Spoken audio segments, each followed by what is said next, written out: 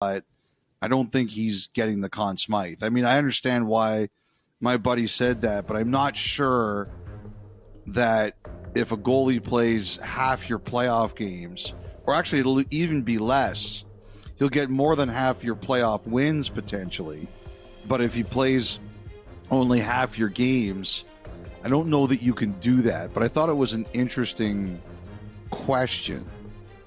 That the Conn Smythe vote kind of has been ripped open a little bit. Draisaitl 4 overtime playoff winners, McDavid being McDavid. The one thing that would concern me if I was Florida is that McDavid on the road in the Stanley Cup final, he hasn't. I know what you're going to say. You're going to say Game 5 last year when he had a big game, but like a massive moment in a major time. You know, he had a puck that went over his stick in overtime tonight. Draisaitl set him up, and it hopped over his stick. And I watched him go to the bench after that, and you could see he was so frustrated, so frustrated. That would just terrify me if I was the Panthers, that just as Barkov hadn't made his imprint on this series yet, McDavid on the road in Florida, you're just like, sooner or later he's going to have a massive moment at a big time. What a series, though. Like, just great hockey, Kyle, and karma points for the Oilers. So I was at the skate on Wednesday, the mystery skate, and there was a young boy who came up to me. His name is Owen. He's from, I believe he was from Halifax, but he and his mother, Amanda, were down in Florida, and they happened to walk by the restaurant the Oilers were having dinner at on Tuesday night. And Paul Coffey saw them, and he invited them in to spend a little bit of time around the team. And this guy was about 10 years old. I think the father is still in Halifax. I think he's like a commercial lobster fisherman or something like that. So the wife and the son were down at the games, and Owen's about 10 years old. And so Paul Coffey, and I asked Paul Coffey about, they told me about it, and I asked Paul Coffey about a postgame, and I said, is this true? And he said, yes, it's true. And he actually said that it reminded him of when he was a player, that sometimes the Oilers, like Gretzky and Lowe and Messier and all those guys, they would see a young kid in Edmonton around the team, like a young Oiler fan, and they would do things like that. And he said it brought him back to a time when he was a player, and that kind of thing would happen. And so he not only did he get them to eat with them a little bit, he gave them access to the practice on Wednesday. And like, they were obviously both so excited. And, you know, I think those are karma points. It's you do things like that, you get good karma. That's incredible. Like, you met the story now that you've got for 10-year-old Owen now the rest of his life. That's unbelievable. So cool. Really nice. So cool. Really nice. That's a good one. Hey, I also wanted to bring up too, it was a bit of a tough Game 3 for Darnell Nurse, but it really felt like, okay, game on when his goal comes to make it 3-2. Had an assist as well. Notice the other day we were talking about this. No beard this year in the playoffs. And I wanted, because I was thinking, I can remember him last year. He had it in years past. He had the beard. Your boots on the ground, you asked him about it the other day. What did he say? He said last year after last year have to change up some things. So he went with no beard because of last year's playoffs. Didn't like some of his struggles, didn't like some of the numbers. Said I had to change it up a little bit.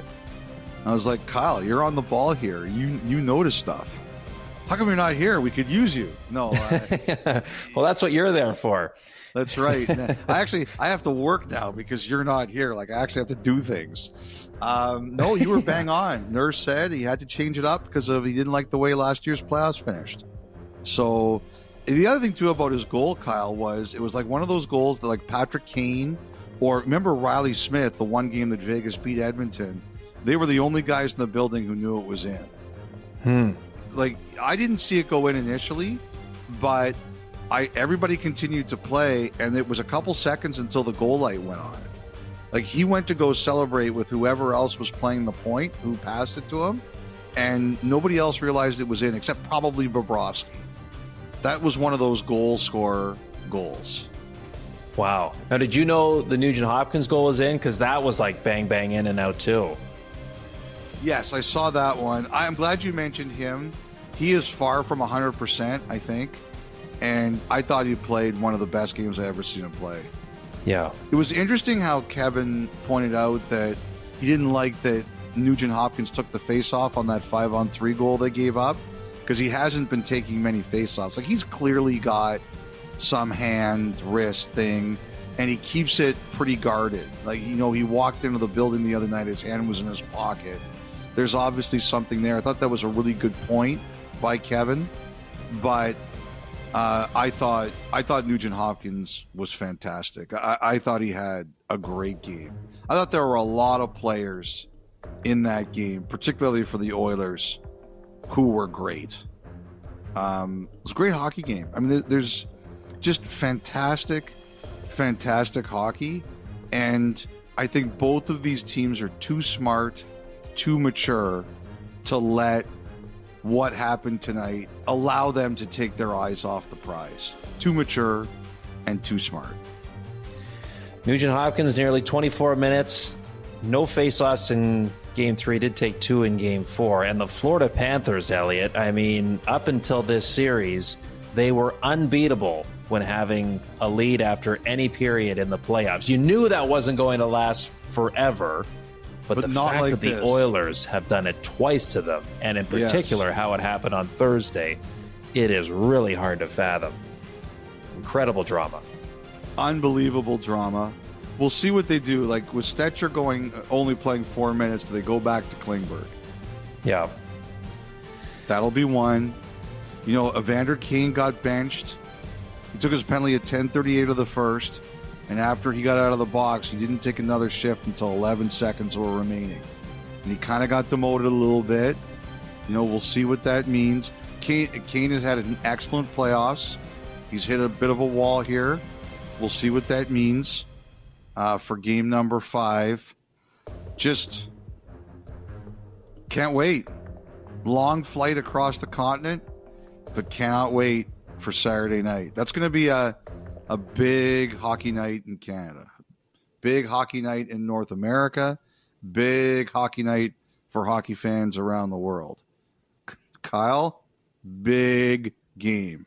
BIGGGGGGGGG. That's a lot of G's. Big.